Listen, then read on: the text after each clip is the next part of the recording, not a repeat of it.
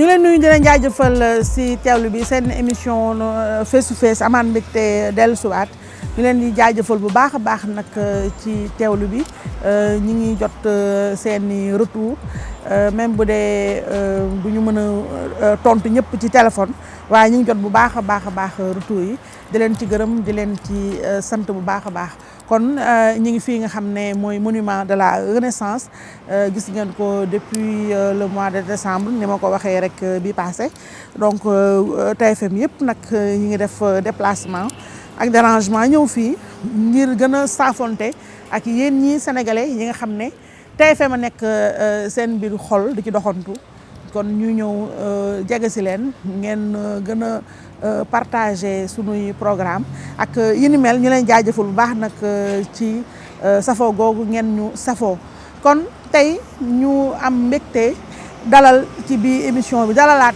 laay wax ndax moom it bokk na ci actionnaire émission bi xam ngeen émission bi miin ngeen ko ci man dama am ay actionnaires yoo xam ne dëgg-dëgg maa ñoo bokk émission bi buñ ma soxlaa buñ ma ne kar mu ñëw ma ne su ma leen soxlaa su ma nee kar ñu ñëw ñu yëfi daal win-win la donc kii nag moom bokk na ci partenaire stratégique u émission bi ma prié ko fi nag man mii maa ko woo invité ko li tax mooy lii poñe réew mi fan yi yëpp gis ngeen ko muy màttanteeg gajjanteeg yooyu yu nekk ci biir APR lépp nag doon ay jegeñaale président Macky Sall te moom mii ba muy jege président Macky Sall ñu koy jege bariwul mu xam ko lool xam ci moom xëy na loo xam ne ñun ñii xamuñu ko ma bëggoon nag tey invité ko ñu waxtaan ci actualité moom ndax ku ñu gëj a dégg la gëj ko gis waxtaanee tamit ci actualité réew mi ak actualité Alliance pour la République bi nga xam ne foofu la bokk muy kon Sitor Ndour di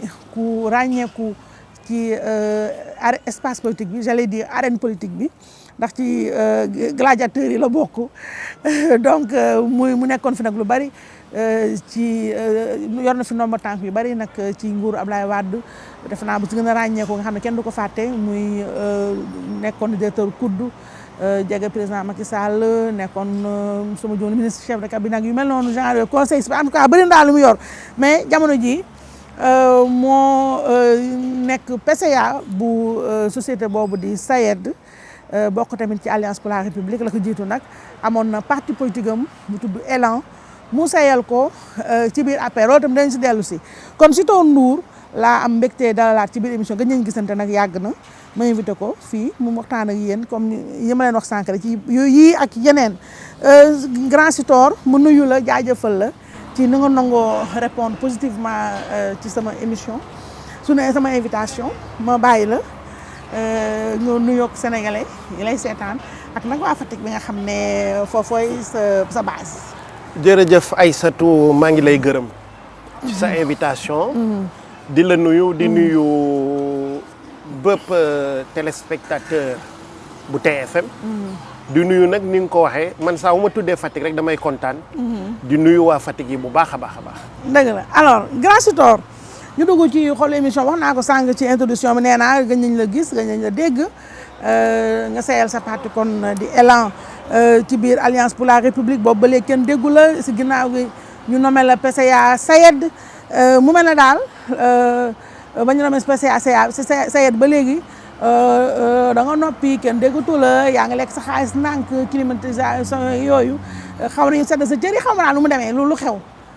bon en fait Aïssatou noppiwuma puisque acteur politique là te actualité politique saa wu bougé rek damay sentir besoin communiquer ci. waaw mais ma ñëwaat ci sa poste bi nga yor léegi PCA SAED wax nañ ma ne mooy bokk na ci PCA yu gën a bakkane fii ci biir réew donc dama xamul nag ndax kontaan nga ceeg ndéet ndax li ñuy wax dëgg la dëgg mooy PCA yu gën a neex mooy poste PCA yu gën a neex ci biir réew. oui xam nga Aïssatou dama foog ne bërëbu liggéeyukaay amul neex na wala neexut mais neex na nga mos liggéey ba metti na wala mettiwul rek la ñuy wax. waaw mais bakkane na. boo nee PCA bu SAED bokk na ci PCA yi gën a neex. mooy salaire yu gën a bëri avantage yeeg ñoom tey jii boo ko comparé woon ak PCA agence yi. par exemple li PCA SAED di fayeeku ñi nekk ci agence yi ñoo ko ëpp payoor. bu baax a baax a baax a baax. waaw mais yow ñi nga waaw mais bu dee société nationale yi. dañ leen catégoriser en 3 groupes. c'est vrai que SAED ci groupe A bi la bokk. moo xam ne ñi nga xam ne ci société nationale yi laa wax de ñoom ñoo gën traitement. d'accord yàlla jëm kanam léegi ñu dugg na ci xolu émission bi xam nga wax naa ko sànq ci biir émission bi ne sénégalais yi fi mu ne APR daal moo nu may benn xaw ma télé-réalité la. xaw ma théâtre la xaw ma film la xaw ma daal lu mu doon xaw ma est-ce qu'il faut en rire ou en pleurer mais ñi ngi seetaan benn spectacle boo xam ne daal ñu ko rafetlu lu bëriw ñii ñu ngi reetaan ñii ña ngay jooy ndaxte c'est tellement triste et pathétique li ñuy gis nii donc mais ma commencé la ci ndorteel mu dugg ci yi ma la wax ci sa PCA bi ku mel ne Cissé Lo dégg nañ ko fan yee passé muy ñaxtu di wax ne président Macky Sall ñoom ñi nga xam ne ñoo àndoon ak moom démb ak barki démb presque dafa leen abandonné daal di fal nag ñi mu tuddee transhumant ñi mu tuddee les ralliés yoo xëy na mën nañu dugg si ralliés yooyu ndax ñoo xam ne dañ ko bàyyi di ko sànni xeer xëy suba ñëwaat ànd ak moom ñooñu la yéen la gën a faale ko ñoom ba nga déggee loolu ci Cissé Lo yan commentaire nga am envie def ko. waaw rallié nga wala doo rallié. non gëm naa ne d'abord. Cissé Lo bi muy wax loolu man moomuma ko. puisque Cissé Lo sama nit la. te Sénégal seede nañ ne fu muy wax tudde membre fondateur u parti bi. dugal la ci dina ma lim. jàmm la ñu seq. donc gëm naa ne ñooñu muy catégoriser noonu man bokkuma ci. waaye loolu amul solo même Cissé Lo bu ko waxee xam nga Cissé aussi. moom dafa nekk koo xam ne Sénégal xam nañ ko. dafa am ñu muy fonctionner. bu yaram yi tàngee du bàyyi dara. mais ñooñu muy wax ne rallié lañu. ak ña bàyyi woon Macky. ak ñi doon critiquer Macky démb. mais loolu yow yaa ngi ci woon yow doon nga critiquer Macky. yu metti sax waaw mais maa ngi sant sama borom ba. rëccu woo ko. musuma wax lu ñaaw président Macky Sall. puisque sama carrière politique yëpp depuis 1980 ba léegi musu leen dégg Sitor Ndour toog ci studio wala plateau attaqué nit personnellement. déedéet musuma ko def. mbaa bu ñu génnee VAR Sitor moo waxoon ci lii diw lii. lu ñaaw bu ñu génnee VAR mbaa doo mer. non VAR de lenn rek lañ ma ci mën a génneel. lan. jamono bi may bàyyi Macky Sall. nga mer newoon naa du ma liggéeyateeg moom. jaral na ma bàyyi politique. waaw loolu la ma VAR ba génneel mais xas Macky Sall. musuma ko def. mais li nga wax noonu rëccu woo ko. génne secret boo seq ak Macky Sall musuma ko def. musoo ko def te je sais que maag Macky Sall on a cheminé on a combattu ensemble fu ne dugg nañ fa. lu ma mënoon a nettali. peut-être que am na mais moom jàmm laa ko xamal lu baax laa ko xamal. te aussi bu ma ko namuta seedeel lu baax loolu ma maandu. mais comme li nga wax sànq ne da nga ne woon doo ànd ak Macky Sall ak nangam léegi nga ànd ak moom rëccu woo propos yi nga xam ne da nga ko waxoon avant. mais l'histoire a jugé. l'histoire lui a donné raison. sur toi. sur moi. nga nangu xam nga nit ki da nga koy nangu. xam nga li tax l'histoire jox ko raison sur man. parce que bu démb doon tey lam ma defoon ba ma bàyyi ko. bu ma ko defaatoon nii du ma ko bàyyi. c'est pas parce qu'il a le pouvoir. ok c'est pas pourquoi alors. mais parce que jaru ko benn ñaareel ba mooy Macky Sall daa bàyyi ba jël nguur ba am doole soog maa ne kaay sa histoire de parti yi teg ko fële nga dellu si membre fondateur nga. loolu gor moo ko mën. ñu passé étape boobu ñu dawal tuuti quelques petits mois mu woo ma ne ma j'ai entre les mains ce poste là. est-ce que ça t'intéresse ma ne ko man loo ma tànnal baax na bu fekkee ne yaakaar nga ne bu ma fa toogee liggéeyal la pour nga yóbbu réew mi ci kanam amul benn problème. mu jox ma poste boobu mais Aïssatou combien de gens ñoo rallié Macky Sall. ñaata alliés la am ñu koy jàppale tey ñu am tour ñoo xam ne ils étaient des ministres. te joxu leen dara te joxuñ bëri dara. bëri nañu gis nga boo jëlee ñaari éléments yooyu rek jox ko dëgg ci man. donc man mënu ma ko xarab mënu ma ko wax lu ñaaw non c'est pas possible. d'accord Cissé Lo wax na ne ñoom seen principal problème mooy président Macky Sall dafa leen tëjal ay buntam mëntuñ ko recevoir atu leen mëntuñ ko gis mëntuñ ko dégg yow kañ nga mujj a dégg président Macky Sall téléphone ak i tamit kañ ngeen mujj a toog yéen ñaar. Aïssatou xam nga man bu ma gisee nit ak ku mu mën di doon puisque des fois dañuy dem secrétariat exécutif national palais avant président di ñëw ñu toog ci ay salon yu bëri yu nekk foofu di ko xaar avant ñuy dem ci table de réunion bi mais da ngay dégg benn ministre wala benn ministre conseiller wala benn DG wala benn PCA wala benn président conseil de surveillance bu naan non man je ne comprends pas ça fait tant de mois man gisuma Macky woowuma waxuma mais Macky boobu ñuy wax c'est le président de la République li mu yor ci dossier li mu yor ci ay audience ñu mu war a rencontrer li mu yor ci voyage à l'extérieur pour les intérêts du pays kenn xamul naka la toog kon nag ku toog 1 an te déggante woo ak Macky waroo mën a jooy man mii par exemple dama koy gis à chaque fois que ñu am secrétariat exécutif national mais bu réunion bi tase dangay gis ñu bëri ñu ñëw di improviser ay audience di wax mu déglu la tontu la wala mu boole la ak aide de camp wala mu boole la ak directeur de cabinet avancé keneen wax mais je sais que du ma bokk ci rang boobu puisque man dama gëm ne président Macky Sall saa wu ma soxlaa dina ma woo man bi ñu mëjee toog waxtaan lu bëri nii foog naa voyage bu ma invité woon la ñu dem Afrique du Sud le voyage était chargé au point que bi ñuy ñibbisi ci biir avion bi ci loge président foofu la ma recevoir il y avait le président de la Guinée-Bissau ak son épouse ñoo boo duggee ñi ci loge président ñoo nekkoon à gauche moom mu nekk à droite mu woolu ma ñu woo si ma dem dugg ci loge am ñu toog waxtaan lu yàgg ci biir avion bi boobu ñu ngi ñibbi si Sénégal. loolu yàgg na.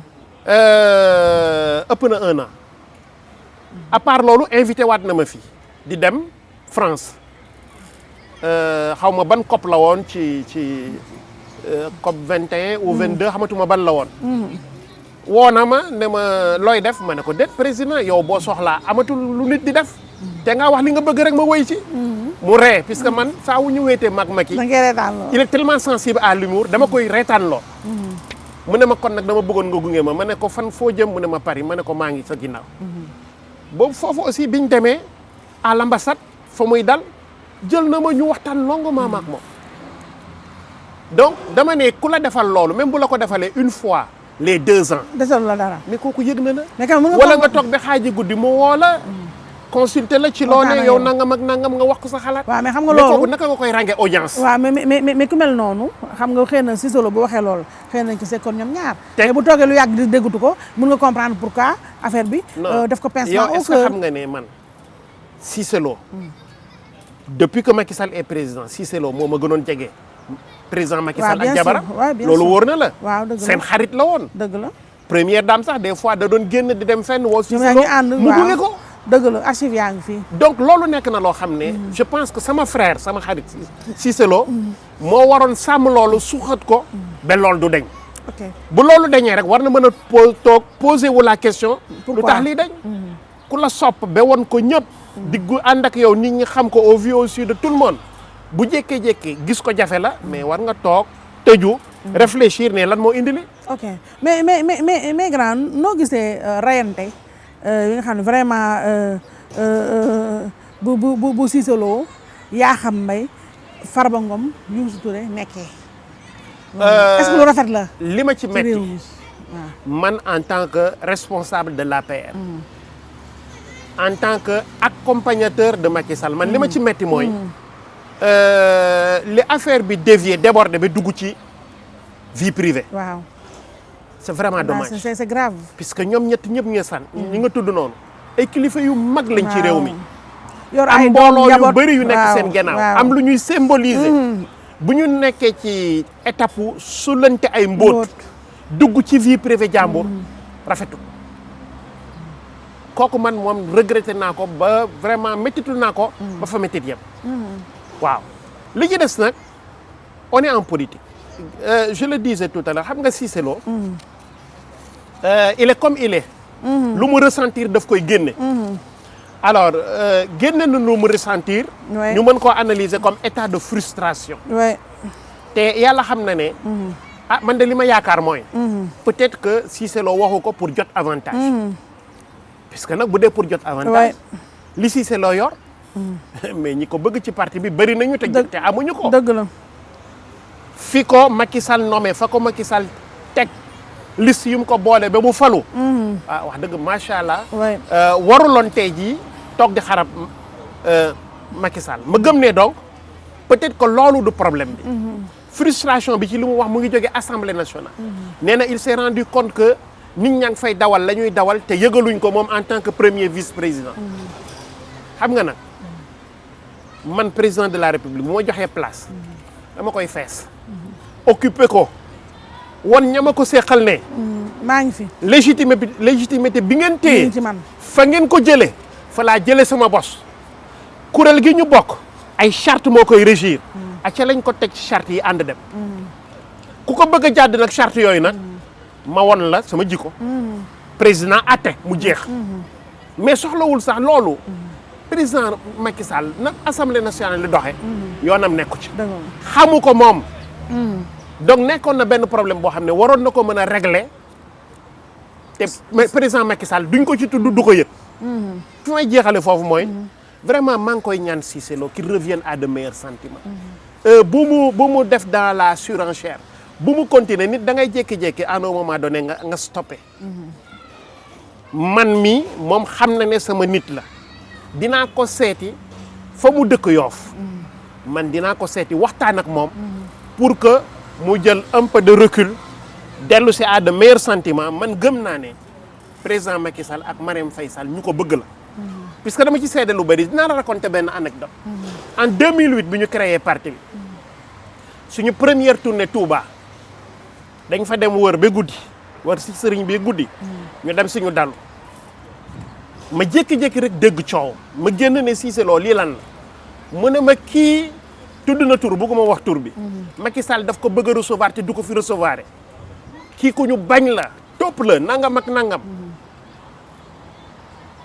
Macky recevoir ko rek mu explosé wax fa lu ne.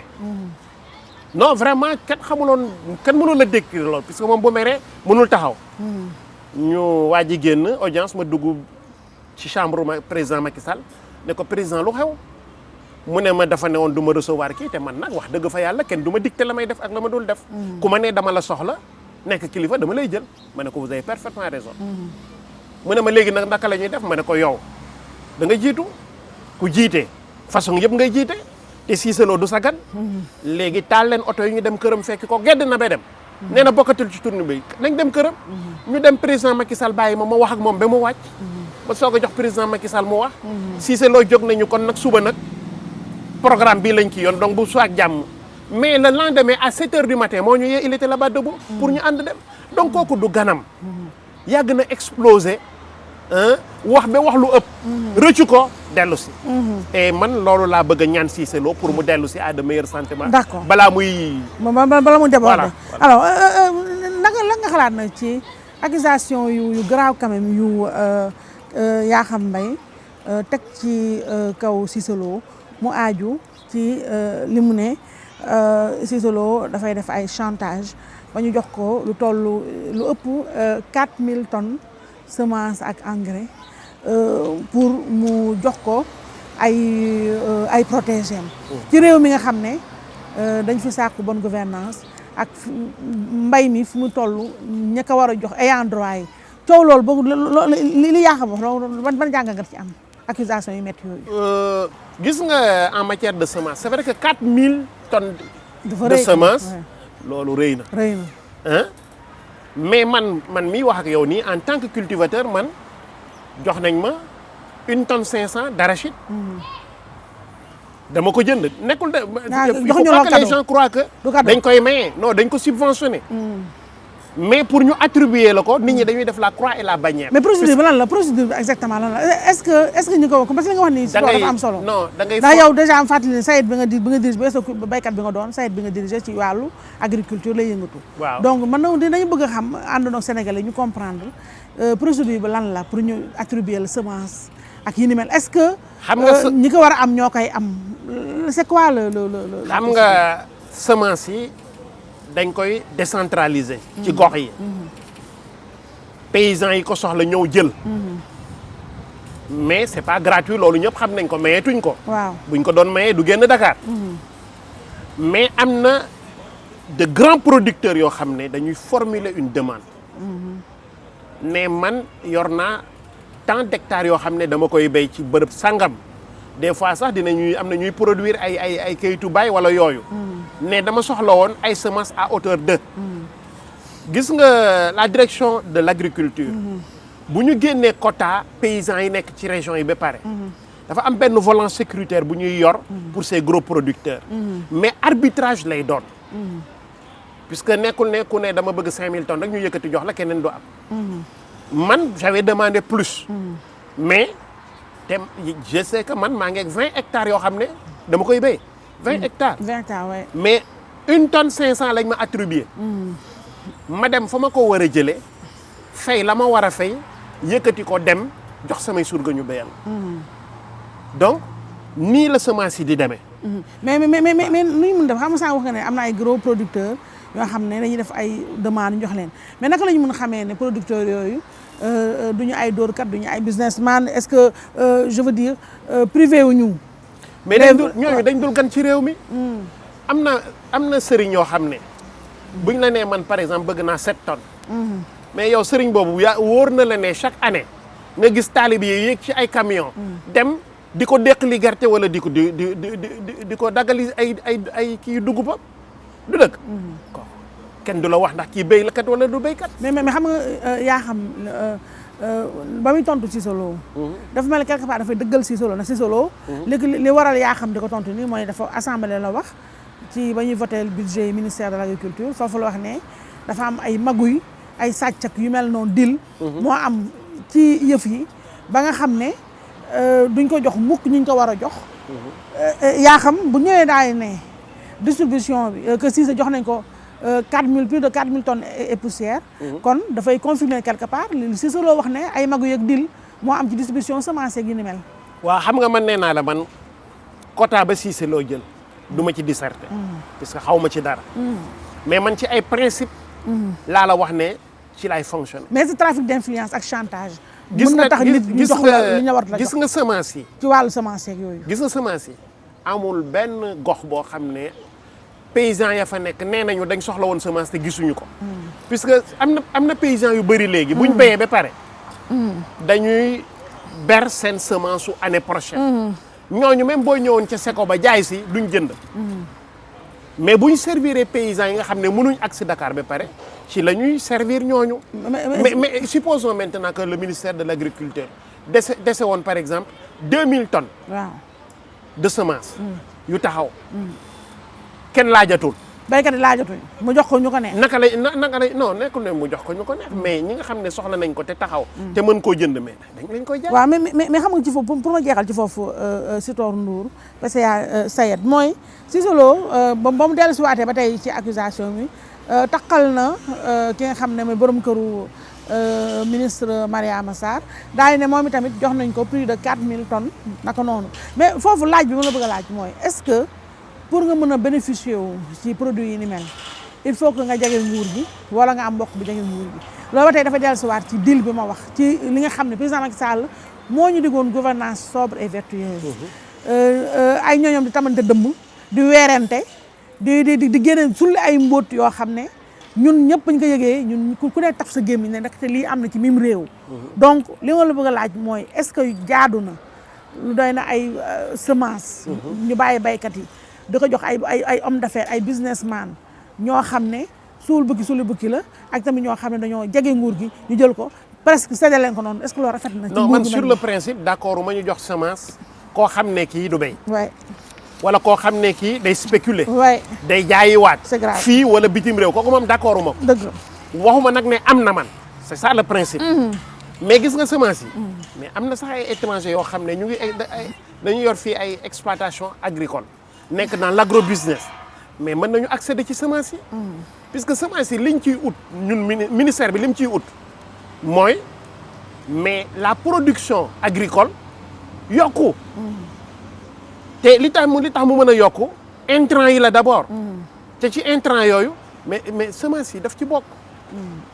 loolu rek la. waaw mais nag semence moom musuma fekke fuñ koy maye. man de musuñ ma may semence. maa ngi ba may béy ba léegi musuñ yëkkati. mais xam nga ne ay 4000 tonnes moom kooku kenn du ko jënd kooku dafa am nu mu demee ci suuf suul bëgg suul bëgg la kooku. ay yaama neex la. mais non à partir du moment où. ay kayit yuy wone Masamba wala Mademba mu émergé ne jot na 4000 tonnes. génn na kayit yu mel noonu bu génnoon. ah débat bi moom bu boobaa. mën nañ ko accès ci loolu. mais kayit yooyu dañ génnagul. moo tax tey jii mënu ma dëggal kii wala ma tuumal kan. waaw mais comme ni nga waxee rek yaa xam bu dee boo ko loolu nag dëgg-dëgg wedd ko du yomb léegi ba ci su ma delluwaatee Sitor Ndour si ba tey coow li nga xam ne seen parti bi fi mu ne spectacle bu ñàkk xorom bu lewet bu pathétique lay jox Sénégal ak àddina bi ci ñii ñu jiite tey ñuy xaar quand même ndax njabootu président Macky Sall lañu. président Macky Sall moo njaboote ñii di yuuxu ji màttante di ko jante di weerante ku xamal sa morom dara nga waxal ko wala nga sosal ko dugg ci vie privée wax fa yu ñaaw yoo xam ne dëgg-dëgg république bu dox kenn xalaatu ko te président Macky Sall mi leen jiite di kilifa gi kenn dégg ko mu wax ci mu mel ne kuy ëffalaate ku toog di seetaan ñi ko jante démb seetaan naa Moustapha Diakhaté moom laa invité bii passé mu wax ne li yëpp lu ko waral mooy président Macky Sall moo tàmm di seetaan ay ñooñom di xeex di mattante di ko jante te du àtte xeex loolu nag laaj bi mooy laaj mooy président Macky Sall est-ce que mi ngi rendre compte ne en réalité image am lay yàq boppam lay yàqal ak itamit ndax loolu si katam manque d'autorité la mënulul ni ay nitam dara ak wala faiblesse la. non gis nga Aïssatou dama gëm dara. muy gis nga ci semaine bi écoulé liñ fi wax yëpp. surtout ci lu ñaaw. ci dugg ci vie privée. jàmbur. gëm naa ne président Macky Sall mënu ko passer par perte et profit bàyyi ko noonu effacé mu jàll. ah bu ko defee Sénégal yi duñ ko baal de. non dama ne la. waaw bu dee président Macky Sall bi ma xam. dinañ ko ci dégg fi ñu jëm. mais yow mi sax ne woon nga fi ci ay jamono loqati naa ko ci archive yi ne woon nga fi ne APR mooy parti bi nga xam ne kenn ragalul chef ba donc parti boo xamante ne kenn ragalul kilifa ga kenn bàyyiwu ko xel kenn ragalu ko kenn faalewu ko lu leen neex la ñuy wax waaw loolu tamit ban parti la mooy li Moustapha Diakhaté wax rek ne APR du parti. gis nga moo raw GIE. gis nga loolu jamono jama ko doon wax foog naa ça doit être en 2017. waaw en 2017 te ñu ngi 2019 si mes souvenirs sont bons. gis nga jamono jooju ma koy wax demaguñu woon ci renouvellement mandat président de la République. te boo suivre la ma waxoon teg ci loolu. dama leen ne gëm naa ne bu ñu demee ba président Macky Sall am deuxième mandat. problème yi nga gis nii yëpp débordement yi nga dégg nii yëpp dina ko régler. mais ba léegi réglé gu ko de. ku yoroon te mérité woo dina la wàcce maa ngi lay nettali la ma waxoon de. ku yoroon te mérité woo dina la wàcce. ku yoroon tuuti te mérité lu ëpp dina la yokkal. yooyu yëpp waxoon naa. waaw. gis nga jamono yooyu boo gisee ma wax ko. dama ko waxoon par frustration puisque discipline de parti dafa am. xam nga parti day jékki-jékki rek par rapport à un problème. par rapport à un débat national ou local même. par rapport à une idéologie parti tracer une ligne. gis nga ligne boobu ñu tracé dafa nekk loo xam ne boo nekkee militant ci parti ba wala coalition ba waroo ko jéggi. des fois nag nga gis ñoo xam ne bu ñu nekkee ci médias yi dañuy jaay ne man ragaluma président Macky Sall. waaye mais ki la jiite Sénégal yëpp wóolu ko. teraanga ja nga yor ma jox la ko. mais boo ko ragalul nga rus ko. yaa ngi ci yoon. ci yoon. mais ñoo ragal ñu ko rusuñu ko. c'est ça le problème mais loo ci gis. ñoom ñëpp jamono yi ñu toll nii. Macky Sall mu ngi yor crayon di leen di faase ñu ngi leen di rëdd. ah tu crois que ñii ñu ngi leen di rëdd nii. mais bien sûr ana Moustapha Diakhaté. nekku fi woon. waaw di wax lu ko neex. waaw fan la toll léegi. mi ngi ci buntu bi. mais amul ku Macky Sall ragal wala ku mu mënta wàcce. waaw Cissé Lo na Cissé Lo. mais loolu ko def Cissé Lo dafa mel ni président Sall ñemewu ko Cissé Lo dafa mel ni ñemewuñu ko. waaye ma ne munoo nekk président de la république nag di ragal président de la république du ragal. mënta ne. mais gis nga njëlbeen ba ñu commencé président Macky Sall nekk président. ñu naan Macky daa ragal ma ne leen bu ragaloon it du ragalati président de la république mënta ragal. waaw mais quand même mënta ragal waaye nag dëgg-dëgg ndax bu rëqee ndigu Cissé Lo. waaw rëq na ndigu la ko jiitu Moussa Diakhaté. rëq ndigu Sori Kaba. waaw Bougazelli moom dañoo àddina moo rëq ndigam. waaw Cissé Lo bu rëqee ndigam. ministre ba la nekk Thiès boole ko ci. waaw kële. Thierno Alassane Sall. waaw léegi kii fu mu rëddee ci yii temps fu mu rëddee ndiggu Cissé Lo. war na faa rëq ndiggu Farba Ngom rëqaale fa ndiggu Youssou Touré même bu dee dafa feebar malade imaginaire maa ko pesee noonu. non moom sax Youssou Touré sax. Youssou Touré waxul lu ñaaw xam nga Youssou Touré lan la day saalit. Youssou Touré premier char c'est un appel au secours. waaw dafa war a bàyyi jooy dama feebar waaw damaa fay fañuñu waaw mënu ma jot président mënu ma jot première dame déglootuñ ma. j'ai ma fierté xam nga loolu c'est pas grave non yooyu yëpp daf koy wax nii rek. man je suis sûr que sama ancien ami la président Macky Sall fa mu nekk. mais Youssou mu ngi ree naan ñaw. dina ree ñaw ndax Youssou dafa yabal ay jeux di yàlla day rey la meñ rek ñaw. j'ai ma fierté. voilà bon yàlla nga ba maintenant j'ai ma fierté. day wax waaw mais quand même bu rëqee ndugg na xaar mais yow yaa xam mbay tamit du ko bàyyi. non doucement du bàyyi tam Farba Ngom. doucement xam nga yaa ngi doon wax nii. xam nga Cissé Lo boo nee tey jii dañ war a par exemple dañ war a rëq ndigal. mais Cissé Lo dafa yorul poste nominatif. ay poste électif la yor. poste électif boo ko déggee ça va avec un mandat maanaam ñu naan la. kon xëy na Cissé Lo tam nangamu at yi. waaw ndombo bi takkal nañ la ko. waaw mënuñ ko tekk ci diggante bi. président de la république mënu ko tekki puisque mais takkal ko mais woon. député ba léegi Yaya Sow député ba bu Koungheul bi président Macky Sall rëq na ndigam wàccal na ko ci commission yeeg yooyu def ko simple député pourquoi Cissé Lo du ko def simple député. defaale Farba Ngom simple député mais encore faudrait-il parce que bu dooree Cissé foog mu door Farba dooraale yaa xam. Aïssatou encore faudrait-il que ñu xaar ba période de renouvellement du bureau de l'Assemblée nationale ñëw ñu xam ndax sanction dina am wala du am. waaw mais en temps nag président Macky Sall lan te moo ko moom tere xam nga président Macky Sall mais président c'est quelqu'un de très patient. waaw mais patience am bi dafa gis nga bu affaire yi jollee wéy Macky war na def li président Macky Sall war na seetaan li quand même mooy kilifa kër gi.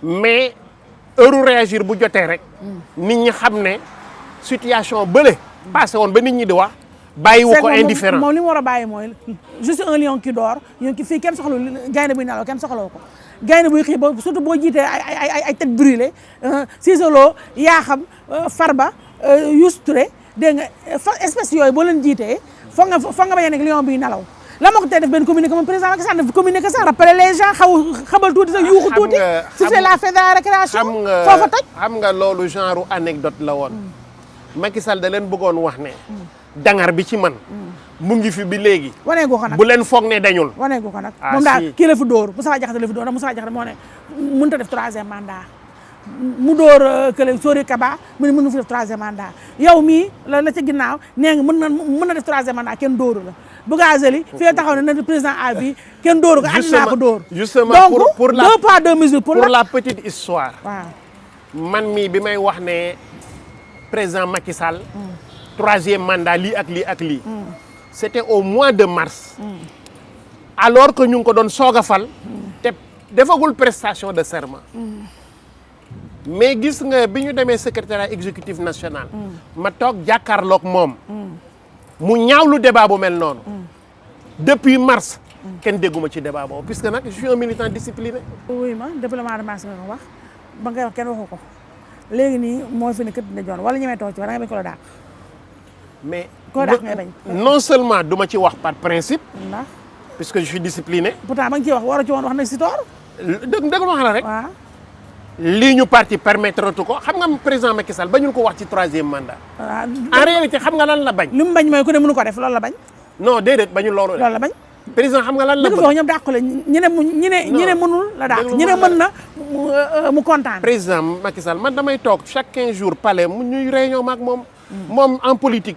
position bu mu am xam naa ko waaye troisième mandat doo ci wax yow xam nga troisième mandat bi doo ci waxati terewul kenn wax ci de xam nga ñan la ko tere nee na mënuma concevoir yow ma daggal la waar jox la responsabilité ci li ma réew mi sedd nga am suffisamment de pain sur la plage war a liggéey nga nekk fii dans des débats futiles de troisième mandat ñun ñi dégg nga yaa ngi communication ñun ñii yaa ngi ñun ñii lañ ko tere mais yaa ngi comme mais gis nga ñeneen ñi ñeneen ñan nga xam ne amuñu benn responsabilité ci état bi mën nañu wax ba géex mais yoonu Macky Sall waaw mais li ma bëgg comprendre mooy yow kon troisième mandat bi doone mën na li nga waxoon kew doo ko waxaat li nga waxoon marché ñemewu moo ko sax wax mais si doon waruma ko wax ñemewu ma ko wax waaw da nga ñu dàq la wala non du question dàq non question dàq la nga ma ko dàq la Aïssatou nag gis naa lex yaa ngi génn biir baa ngi génn ak yooyu si doon suñu dañu émission ak nii melo woon nii koo dàq ngay bañ bi nga may invité sa émission bi Aïssatou nag wax dëgg fa yàlla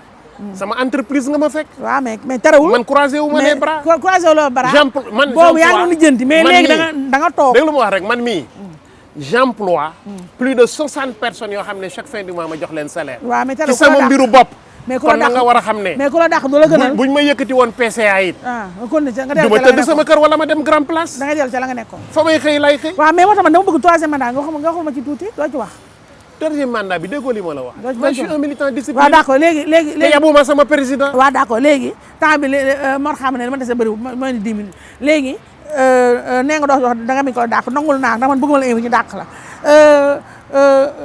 ñi ngi lire ci journaux yi àjjuma bi ne ci dialogue national bi mon ami Sëñ Mbacké Ndiaye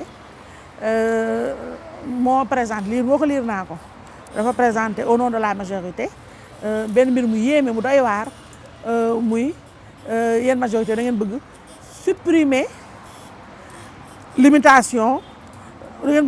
limitation des mandats présidentiels yéen kan ngeen yàpp yéen majorité waaw Aïssatou gis nga boo ma posé question bi dama naan alhamdulilah santat yàlla ndax lan sant président Macky Sall ndax lan puisque dama teew ca kuréel gu mag ba nga xam ne une aussi importante position ñun ñu représenté ci dialogue national bi mënuñ fa dem di ko wax te ñun waa secrétariat exécutif national joxuñ leen mandat te mandat boobu ak débat boobu musuñ ko discuter en secrétariat exécutif national pardon donc li Serigne Mbacké Ndiaye wax boppam la engagé moom dong la engagé ce n'est ni une position de l'APR ni une position de Benno Bokk Yaakaar nos alliés si tool waxaat fi nga jàpp baax na ki bamtuwaat ko tuuti nga ni Sëñ Mbacké Ndiaye wax jooju moo wax waaw li mu ne nañ dafa bëgg ñu supprimer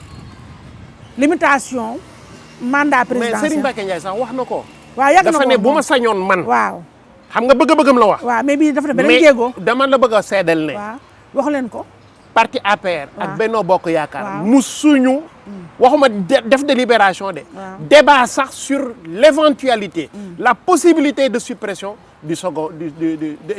du nombre de mandats loolu lii leer na puisque ñun buñ demoon nag ba bëgg a supprimer limitation c'est très grave ça mais yow duñ ko nangu bu doon loolu mais xalaatuñ ko xam nga ñun dañu combattre xeex yu métti démocratiquement ba agsi fii ñu Sénégal agsi fii ñu agsi mais duñu d'accord un recul démocratique. mais Sëñ Mbacké Ndiaye tamit dama dëgg dafa ma jaaxal sama mais mënuñu wàq ñeneen di gas c'est pas possible waaw mais c'est grave mais kooku mais pourquoi du ngeen ko yemale moom Sëñ Mbacké non xam nga Serigne Mbacké Ndiaye yéeneem ci Macky Sall loolu du yéene moo ëpp loolu ay dóor la du benn yéene yéene ko dara day dóor mën na nekk day dóor Sëñ Mbacké Ndiaye dóor kat la sama grand boobu sama couche boobu mën na nekk aussi mais heureusement que il a assumé que position la waaw mais xam nga c'est que man xam na ma metti mooy APR rek quand même man xaw ma yéen pourquoi ngeen yëpp ñu ñun waa Sénégal mooy n'importe qui se lève un bon matin pour plaire au prince neex président Macky Sall bëgg xëy na mu jox ko Sëñ Mbacké sama grand boobu xam naa après émission bi jàllee dina parce que waaye doo ma jot sa numéro laay bloqué mooy un Sëñ Mbacké quand même nga xam ne dëgg-dëgg békk dee moo njaay lu ne xew na fi xëy na ba léegi nii yow jox nañ la poste PCA Sayed moom kenn déggul leen poste bu ñu ko jox xëy na bëgg na nekk président Macky Sall xam na actuellement moom président Macky Sall bëgg na ko trop ku ko jox ay mbaqus naan ko mën nga def troisième mandat yooyu mu ñëw ne taañaañal jël péage bi daal ne nañ supprimer limitation mandat mais comme Macky Sall moo war a siffler la fédération jàppale ñu si xeet yu mel nii quand même waaw mais ci ordre boobu déjà Sénégal jëpp nañu sa màttande ngeen bàyyi Sëñ Mbacké ak ñeneen gis nga ci logique boobu waaw la président Macky Sall ne mais c'est très grave ñu yéen ñëpp laay wax moi j'étais là assis devant lui Macky Sall waa APR ñëpp laa wax waa APR ñoo respectéwul Macky Sall déglu rek ma la Macky Sall bu nee jaune na ñu ne ko jàkkaarloo bu ne ko Macky Sall jaune dafa ñuul mais loolu c'est grave quand même ñun Youssou Ndour yabe ñu ko noonu ñooñu c'est une ça c'est très grave dégg nga ñooy wax noonu c'est une infime minorité boo xam ne dañu réeré bruyante minorité bruyante qui font beaucoup de bruit très active par ailleurs nocive aussi mais déglu ma wax la gis nga ñooñu dama la wax ne c'est une minorité d'abord te maa ngi ko doon wax en 2000 ay 2013 2014 yooyu ma ne dafa am ñu gunge woon Macky Sall démb. waaw réere mbir ne. waaw président Macky Sall nekkatul Macky Sall ba ñu xamoon mais maintenant c'est un président de la République. mais qui doit se comporter comme tel aussi qui doit se comporter en leader. ñooñu nag bañ a bàyyi les hurluberlu ñu nag di mattam di ñoo bëgg maam di dem. ñoo bëgg. nañ doon waxee ak président Macky Sall ñu continuer di waxee ak moom. si solo nañ ko doon fréquenter ñu continuer di ko fréquenter noonu. te loolu mënatul. du yoon dëgg la dëgg la dëgg la mais quand même. am na ay acquis démocratique yoo xam ne quand même waruñ ko. xalaat sax dafa yëpp Macky Sall président Macky Sall. jàppale ñu sëñ Mbacke bi nga dool ko PCA quelque part ndax mu noppi may suñu jàmm ñu nooy tuuti na nga jox PCA quelque chose yow sa yet bi soxla sonnoo ci ñu jox ko sëñ Mbacke ndax mu may ñu tuuti jàmm. gis nga président Macky Sall. na nga jox PCA wax la leen wala ministre quelque chose. il connaît tellement son personnel politique. c'est grave. ñun ñëpp la xam tous les responsables de l'APR ku nekk xam na la nga mën la nga attan. ak dóorkat fan ko féete waaw jaaykat yeeg. fan ko féete baana baaneeg yëpp xam na leen. ak la ngay def à ta base. ñëpp xam na ak la ngay def ci suuf. moo tax gëm naa ne. ku mérité mu confier la responsabilité rek. incha allahu rabi dina la ko confier. dëgg naa loolu léegi. yii mooy question fast track. question fast track bi mooy ajuma ji ñu ne bi ñu tourné suñu émission bi normalement. waa ñoo lànk xaw ma ñoom yaanama seen judduwaat ba ñuy jéem ay ñoo lànk ak affaire yooyu. ñi ngi marche normalement pour d'une part Guy Marius Sagna mi tëdd fële fa mu tëdd moom ak ñamu ànd ak sama xarit boobu docteur Babacar Diop. professeur ma koy nuyu foofu mu ne. di ko ñaanal yàlla te moom mooy ko affaire nit ku courageux. ku bëgg réew mi tamit donc foofu la réew mi toll tey muy ñooñu. ñu tëj prison ci dem la ngaamu ci gëri yu palais ba di xeex yokkute électricité bi ngeen jël leen dugal leen nungu siin ca wet ga ngeen réquisitionné travailleur SDE ña doon ñaxtu bëgg ñu yokkal leen seen part ci capital société bi ngeen saboté seen mouvement loolu yëpp dugg na ci suuxal démocratie mim réew ak droit bi inaliénable bu askan yu am ci wane fësal seen leen naqari est-ce que loolu à l'heure du compte à l'heure des comptes bu ñëwee toog ci bilan président Macky Sall loolu du nga ko dugal bu baax en vraiment gros caractère ci Pastef. gis nga da nga évoqué ñaari problème bu njëkk bi mooy ñiy marché tey place de l'Obélisque. ak problème mu Guy Marius Sagna. ensuite nga indi problème mu SDE. SDE c'est très simple dañu mettre en œuvre un droit légal reconnu par la Constitution c'est le droit de grève puisque nee nañu ci capitalu société Suez. ñoom travailleurs yu SDE dañ bëggoon 15%. le ministre rappelé leen les textes ne leen mënuñu séddale lu dul 10% aux travailleurs. te jàpp naa ne yéen war ngeen mën a jël 7% yi. li ci des nag ngeen bàyyi waa SONES ak waa ONAS ñi nga xam ne yéen a bokk secteur de l'eau ñoom tam ñu mos si. ñu ne non léegi comme mënuñu am 15% yi ñun ñooy jël aki mu 10% yi. yow tam loolu solidarité. entre travailleurs sax waroon na leen tere. ñu xalaatee noonu. wax dëgg fa yàlla man bi ma ko déggee. dama ko ñaawlu. la ca des mooy. ces temps-ci yow. xam nga ko keneen xam na ko il y a eu des actes de sabotage. mais ñoom avant seen grève bi. def nañ fii 48 heures yoo xam ne Dakar amul ndox. te ça c'était organisé. waaw mu métti woon loolu c'était des actes de sabotage c'était organisé. donc loolu bu amee président de la République. mais user aussi d'un droit. mu jël décret puisque loolu c'est prévu la réquisition. il a pris un décret appuyé sur un texte législatif. mu ne vous gérez un secteur vital mooy l'eau potable. bu ñu leen bàyyee ngeen dem grève mais le service public de distribution de l'eau mais day perturbé. mais est-ce que imagine nga ñàkkum ndox sur 48 heures total sur le Sénégal ce que ça donne du point de vue économique du point de vue sanitaire ak yooyu. tey jii boo jëloon intérêt population yëpp teg ko ci balance de l'autre côté nga jël les intérêts des travailleurs de la SDE teg ko ci balance y a pas photo. kon nag président de la République en tant que président de tous les Sénégalais mais mënuloo lu dul pencher ci côté waaw mais population. mënoo gën a rafet léegi. donc loolu c'est normal. waaw Guy Marius Sagna ngay wax. waaw xam nga excès dafa bon. mais am na ay opposants yu nekk fii yoo xam ne les gens les respectent. y en a même des jeunes yoo xam ne les gens les respectent. tey jii boo jëlee ku mel ni peut-être un Thierno Bocoum wala nga jël Malick keneen Gakou. ay Sama Malick jooju, Gakou. waaw. c'est des gens yoo xam Malick ne Gakou. lu ñu war a dénoncer dañuy dem ci plateau yeeg studio yi. dóor ba mu saf-sap. taal seen oto ñibbi seen kër. xam nga ni wala. dëgg la. ëllëg booy def sax di nga ne ah diw ak diw ak diw de. wóor na ma ne à partir de demain. dinañ monter au créneau. dëgg la. mais la sacralité qu'il y a au palais de la République. Vous imaginez ay marcheurs ñëw traverser force de l'ordre yi waxuma ñëw ba buntu palais de mais ñëw ba puisque les grilles étaient fermées. donc langaamu lañ mënoon def. on peut supposer que si les grilles étaient ouvertes dañuy foncer bàbbeeku dugg ci biir palais. mais ñoom seen fit lañ demee ko ki nelaw mooy force de l'ordre yi ñoo nelaw ñoo doon naan ataaya à côté. mais c'est pourquoi il y a eu des sanctions par la waaw suite. dañoo naan caayin. puisque loolu nag. wax dëgg nekkul lu tuuti. waaw dafa rëy. hein léegi man li may reprocher man. mes amis. de l'université étudiants yi ak yooyu. mooy le fait de vouloir def mbir mi mbiru corporation.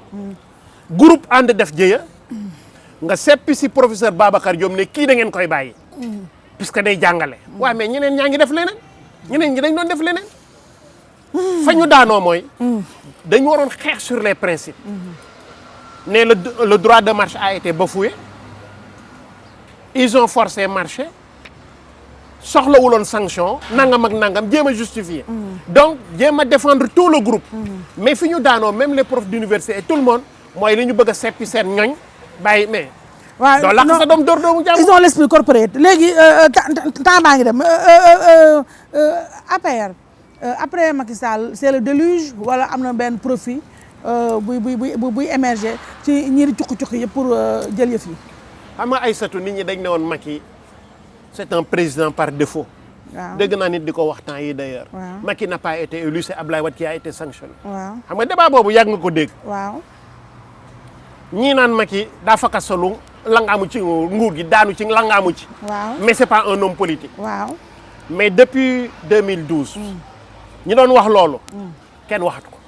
waaw puisque Macky woon na leen ne c'est un véritable homme politique. waaw parce que ñoom ñëpp noppaloo non mais et puis qui calcule.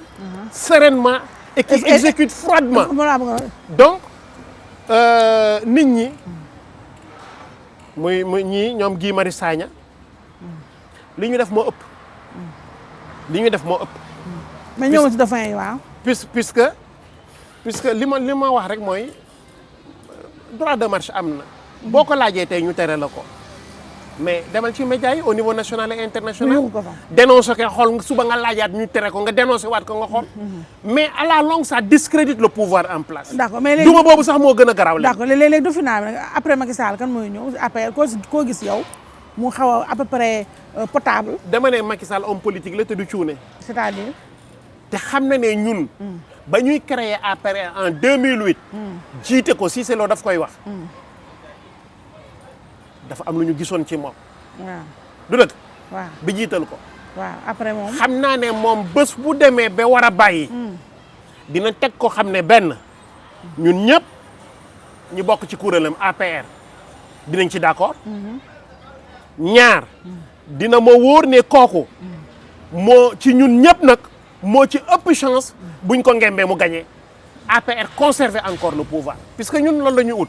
conserver le pouvoir au niveau de APR et au niveau de nos alliés qui sont fidèles et que je vais féliciter au passage. D'accord mais puisque dans l'histoire politique du Sénégal amul benn coalition politique bu duré ni Benno Bokk Yaakaar. d'accord mais yow li nga wax ni profit bi nga dégage nii yow gis nga sa bopp wala. non gisuma ci sama bopp. ah mataloo ko daal wala. non motaluma ko pour plusieurs raisons. ah donc. xam nga dafa am ay qualité yu ñuy xaar ci homme politique. muy. pour mën ko présenter à la présidentielle. yow boo ci manqué yow lan ma sa handicap. je ne dispose pas du pouvoir financier pour ça. seulement Macky Sall la ngembee kay moo lay jox yëf yi. bu la ngembee logiquement décision logique bu la ngembee kay nga war fi toog nga chauffé ko place bi tuuti 5 ans après mu ñëwaat. waaw mais mooy tibb ci fi compal la jox la nga toog. mais Aïssatou pour dire vrai. samay gënt àggul foofu. waaw da nga bañ ko la gor moo tax xam naa nag ne. mën nga ko. ku mën a gunge la. waaw mais mënoo àgg. ku mën a gunge la. maanaam moom. bés bu tànnee nit. nit kooku. yaa ngi accompagné ko daal. gëm naa ne dina ma woo ne ma Sitor jàppaleel. mais yow doo suiveur quand même Sitor bëgg nga daal leader nga tu es un dirigeant quand même. doo suiveur. mais à partir doo al toppee. à partir du moment où man toog naa ba analyser. waaw xam ne xam ses forces ak ses faiblesses. ba tas sama parti. waaw seeyal ko. ne maa ngi ci ginnaaw Macky Sall kii moo ma doy. waaw ku mu la joxañ nga ne joxañ d' accord léegi local yi ñu reporté si Nédié je pense que su ma juumalee yaa président Macky Sall lu leen boole woon mooy la nga xeex Fatick doon espérer maire bi mu jël ko mu mbas la jox ko keneen léegi est ce que local bi ñëw yaa ngi utaat maire bi waaw wala déet maire Fatick. non en réalité non. ah bëggoo waaw mais nag am na sama ay poulain yoo xam ne. depuis ay années depuis plus d'une décennie. waaw ñu ngi ànd di liggéey. waaw moom nga kii woon. waaw bu ma demee nag ba yaakaar ne waratuma mën a xëccoo ay mairie ak yooyu. kon ba léegi amagoo décision. ala kuli al dinaa samp kenn ci ñoom. dooleel ko jox ko moyen pour mu dem. waaw léegi kon yow wóorugu la ba léegi ndax di nga candidaté si wóor na ma ne man je ne serai pas candidat. d'accord mais Matar Ba daal du sa gaañ naa Matar Ba. Matar je le respecte beaucoup. sama jeune frère la mais sans plus. non sama jeune frère la il est bien il s'acquitte bien de sa mission. mais moom ngay jàppale te gis nga yaa ma ko wax. Matar dafa nekk koo xam ne moo tax ma gëm ne pour être un homme d'État amul jotewul dara ak ay jàng ak ay diplôme. c'est-à-dire. Matar est à la hauteur de la tâche qui lui a été confiée par le président de la République. Mais Matar a étudié comme tous les gens. Il a fait ses humanités. Ah, mais Matar est allé à l'université. doy na sëkk pour nekk ministre wala pour nekk premier ministre. waaw mais xam nga si tu pars aux États-Unis CV rek la nit ñi di xool. waaw mais kenn du xool diplôme. mais fi nga dugg noonu moo tax ma ne xanaa Matar affaire bi xawul diis noonu wala. 10. charge yi mu yor. non background bi bagage yeeg yooyu. mais diplôme yeeg yooyu kii di. mais li ñëpp am moom la Matar am. waaw mais yow pourquoi doo ko voteel kon yow pourquoi doo ko ngemb ci local yi. non Matar soxalul ma ngemb ko. ndax lan Matar a été jusque là. moom moo nekkoon candidat président Macky Sall. waaw léegi saa bu nekkee candidat président Macky Sall. waaw yow xam nga nit ñi duñ voté les candidats secondaires. waaw. nit ñi chef de parti bi la ñuy voté loolu aussi il faut ñu xam ko. waaw mais yow te gis naa ku ne. man député la man dañ ma fal man nangam. dañ la fal mais yow ki la def ci liste moo tax ñu fal la. mais man Sitor dama gis ne yow Matar du sa mairie yi aussi c'est la même chose. waaw dama gis ne Matar du sa gaañ mais amatam du sama gaañ donc ça fait le compte. léegi Matar ne dira pas ça. waaw mais sama rakk la maa ngi koy conseillé maa ngi koy gunge. waaw mais sans plus te fakas saluma ko. waaw pour le moment mais yaa ngi fakas sa suuf léegi ma xool Sitor émission bi jeex na donc yow. à part politique à part sa cours yële ngay joxe fee sa xarmat yooyu. ngay xarmat pour gën a ceeb bi gën a niin. ci la nga yëngatu wala la ngay def. waaw mais xam nga nag nit ñi dañ foog ne politiciens yi aussi politique rek la ñuy dundee. mais Aïssatou. waaw en réalité gis nga je consacre du temps. à mes enfants et à mes épouses. Ah, ça c'est super. waaw et je me divertis comme tous les autres Sénégalais. en quoi faisant. dinaay déglu musique ak yooyu. comme. man sama musicien préféré Youssou Ndour la. kooku xam nañ ko. on est né la même année on est de la même génération. mais noo déggee nay bi moom kii woom boobu nay boobu nga gutal ma ko yaa ngi dégg lu muy wax ci nay. mais on lui fait un mauvais procès. c'est-à-dire. nay bi day yee góor ñi rek. comme genre mort bi. di leen di jox di leen di conseiller ci attitude yi ñu war a am. waaw ñu gën a mun seen boor daal gën a jusqu'à non boo demee ba am jabar. mais est-ce que xam nga yan renonciation la ku jigéen ki def pour ñëw nekk sa jabar. dëgg la. il abandonne tout elle abandonne tout. dëgg la. y compris son nom de famille. dëgg la jox la ko. jox la lépp yaa ma gënal baay yaa ma gënal ndey. sa teraanga bokk ko xañee musiba la day conseiller rek. dëgg la. mais aussi la jeune génération de musiciens bëgg naa leen. comme kan. maa ngi encouragé bu baax rappeurs yi gis nga rappeurs yi. il commence à comprendre que rap du saaga ak invective. waaw ils sont devenus plus positifs. waaw. par exemple Ngaaka Blindé. waaw je l'adore. man xamoon naa ne. ak Dip Doundou Guiss. Dip Doundou Guiss ak ñooñu ñëpp boo neex yooyu waaw. Ngaaka xamoon naa ne il allait jouer à guichet fermé au Grand Théâtre. waaw ndeysaan. puisque morceau promotion boobu mu lancé. ah. bii géem Ngaaka moo ko moom. Ngaaka mooy kii ko moom. ba ngeen doon waxaat ko. noo ko waxee parce que il faut topp bii géem Ngaaka moo ko moom. Ngaaka mooy kii ko moom. cëm. mais grand dafa dégg ah. mais lancement boobu rek. waaw loolu tout la feesal na Grand Théâtre. tout bulet la. donc ñoom ñëpp je les encourage je les accompagne. non yow grand da ngay grand nandite man nag kii Misandooy lijjantil ma Ngaaka dip xale yu neex yooyu. il faut ma def benn kii bu ndaw benn face ndaw booy yooyu. parce que ay ñoom yaana maar bu ay malal ñooñu ñoo xew yi ak kii. non ñooñu bokkatuñu. non bokkatuñu ay kilifa. ay caat yaana maar ñooñu xaw xew yi ak Pa Awadi ñooñu kenn déglootu leen. mais ay booyee yor rab bi léegi. booyee ko yor booy ñëw tey xam nga Ngaaka ak mobiliser kii yooyu waa façon yooyu dip di nu gis ñooñu. waaw non mais grand bëgg naa la daal léegi mu mel ne grand Sitor le grand fan de Ngaaka Blindé mu mel ne sa émission ndar keppe na ma bàyyi la nga tàggatoo ak askan wi la doon seetaan. nga bëggam nag waa Fatick. gërëm ñëpp sant ñëpp. di dalal xelu waa Fatick. gis nga ndar xëyul sotti ci benn fan te dara jeexagul. ñoom ñëpp nañu gën a góorgóorlu fa ñu ne woon démb. sama moo gën suñu. dëgg la. président Macky Sall suñu la d'abord. ñun waa Fatick. waaw soog a nekk nag keneenu ñeneen. dëgg la. donc sur cette base rek. war na tax tous les jours ñuy gën a resserrer les rangs.